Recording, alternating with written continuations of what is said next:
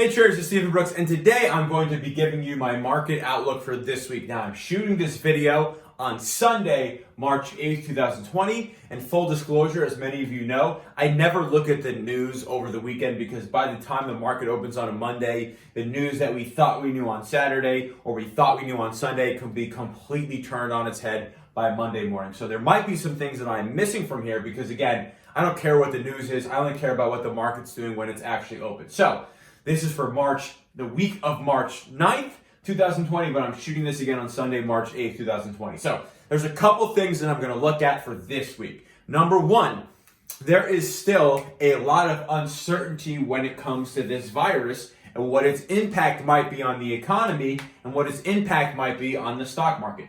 Although in the past, your SARS, your Zika virus, your Ebola, your MRSA, although when those were a thing, people were very, very concerned. News media outlets were saying they were definitely going to cause a recession or a depression. Those never actually ended up happening. And in all of those scenarios, those viruses became buying opportunities.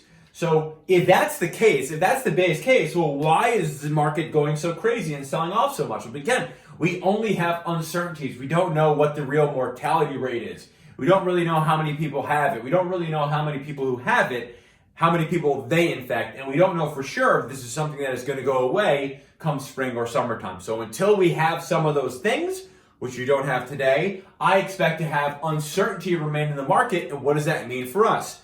To me, that means large swings. When we talk about uncertainty in the market, okay, that doesn't necessarily mean that the market is just going to go straight down.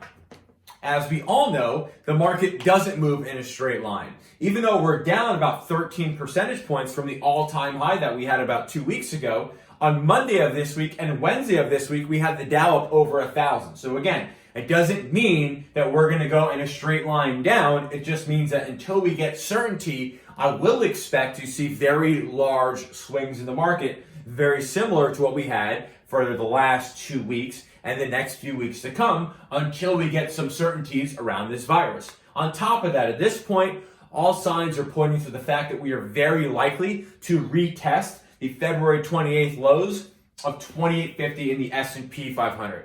As where we are today, that's only about 60, 70, 80 points away from where we are today compared to that 2850 low. So in my opinion, we have a very high likelihood of at least retesting those lows of 2850 this very week. Now, what's going to happen at that point is, instead of looking at what stocks are doing, I'm going to be looking at the VIX, the volatility index. For me, if the market retests 2850 in the S&P 500, and the VIX at that point is not as high as the VIX was when we reached 2850 on February 28th, well, that might be a good indication that, hey, that maybe is a double bottom, and I'll feel much more comfortable that we might have some relief to the upside. And of course, if the opposite is true, if and when we retest the lows this week in the S&P 500, those 2850 lows, and the VIX is higher at that point than it was when we touched 2850 on February 28th, that would be a pretty good indication of that's not a double bottom, we're not at a bottom, and stocks might be able to continue to sell off from here. On top of that, while the market, the S&P 500, folks, is only down 8% this year in 2020, while we are down 13% from the all-time high that we just saw 2 weeks ago, there have been some individual sectors that have gotten absolutely demolished. And we're talking, of course, about the airlines and the cruises. Individual stocks in those sectors, like your American Airlines, AAL, like your United Airlines, UAL, like your Carnival Cruise Line, I think that's CCL, and your Norwegian Cruise Lines. I have no idea what the symbol is, so let's just call it Norwegian Cruise Lines. Those stocks are down in some cases over 30, 40, or 50% in just the last 2 weeks. Now, some people might be scared, but in my opinion, American Airlines, unlikely to go out of business. Could happen, but unlikely. United Airlines, unlikely to go out of business. Could go out of business, but unlikely. Because the VIX and volatility is so high, options premium is through the roof to levels we have not seen since the crash of 2008 and 2009. For me, that is a giant opportunity. A giant opportunity. If I can sell puts, as an example, 50% below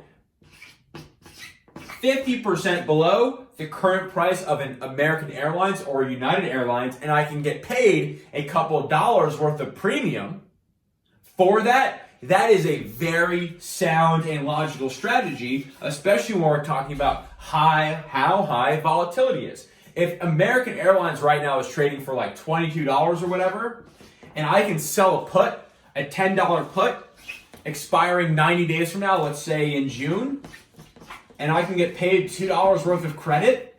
If American Airlines is above $10, and by the time this expires in June, I get a 20% return on my money. If it's below, I get to buy American Airlines for $10 a share. Again, these were levels that have not been seen since the financial crisis of 2008 and 2009. So again, I wish I had some better news, but until we have certainties when it comes to this virus, which we don't have, I believe we can expect the same type of market that we saw the last 2 weeks to continue until we get some certainty. The big test for me is going to be if we go to that 2850 level, which I expect to happen this very week, and taking a look at the VIX to gauge if that might be a double bottom or that might be just a line in the sand and we just sell off right from there. And again, the more these names sell off and the more the VIX goes higher or volatility increases, the better opportunities we're going to have in selling puts in some of these names. Again, my opinion is I don't think American Airlines is going to go out of business. I don't think United Airlines is going to go out of business. At some point in time, this virus is going to be behind us and people are going to continue to travel for business, for pleasure, or for leisure. They're going to take vacations. They're going to do all that stuff. But again, the virus needs to be behind us for that to happen. Stocks are supposed to be priced how they're going to be acting or how companies are going to be acting 6 to 18 months from now.